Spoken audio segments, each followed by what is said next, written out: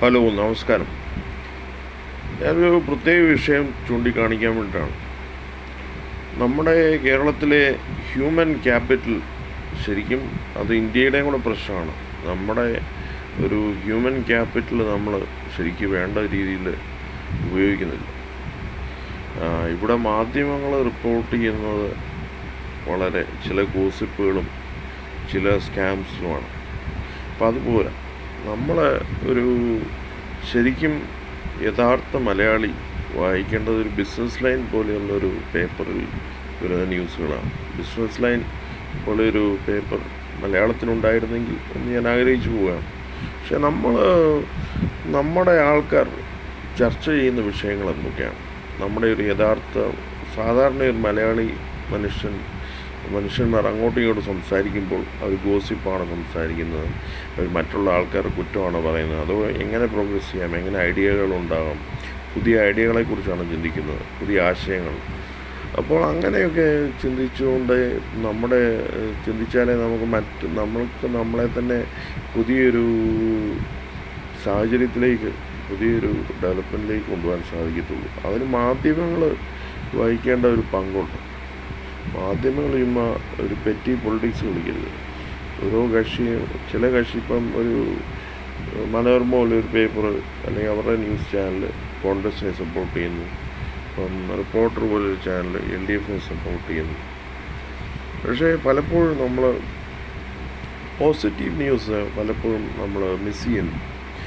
അപ്പം പോസിറ്റീവായിട്ടുള്ള കാര്യങ്ങൾ, കലാപരമായിട്ടുള്ള കാര്യങ്ങൾ, സ്റ്റാർട്ടപ്പിനെ കുറിച്ചുള്ള ഐഡിയകൾ, അതിനെക്കുറിച്ചുള്ള കോൺക്ലേവ്സുകൾ അല്ലെങ്കിൽ അതിനെക്കുറിച്ചുള്ള ഫെസ്റ്റിവൽസ്, ഇതിനെയൊക്കെ നമ്മൾ പ്രൊമോട്ട് ചെയ്യണം.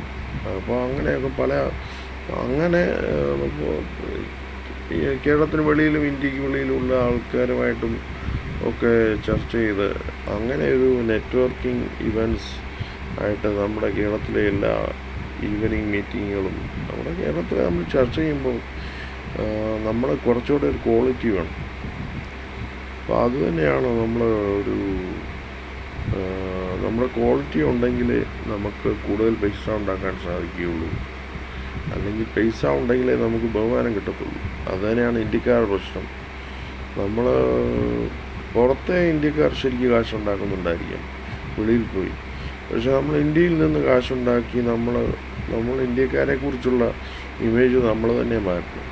ഈ വെളിയിലുള്ള ആൾക്കാർക്ക് നമ്മളെക്കുറിച്ച് സിവിക് സെൻസ് മോശമാണ്. ഇതിൻ്റെയൊക്കെ യഥാർത്ഥ കാരണം ഒരുപക്ഷെ നമ്മുടെ പൈസ ഇല്ലാത്ത ഒരു സാഹചര്യം കൊണ്ടായിരിക്കാം ഒരുപക്ഷെ.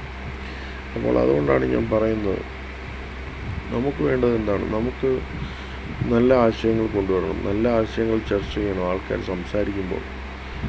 അങ്ങനെ വന്നാലേ നമുക്ക് പുതിയൊരു സാഹചര്യത്തിലേക്ക് നമ്മുടെ സ്റ്റേറ്റിനെ കൊണ്ടുവരാൻ, നമ്മുടെ രാജ്യത്തിനെ കൊണ്ടുപോകാൻ സാധിക്കുകയുള്ളൂ.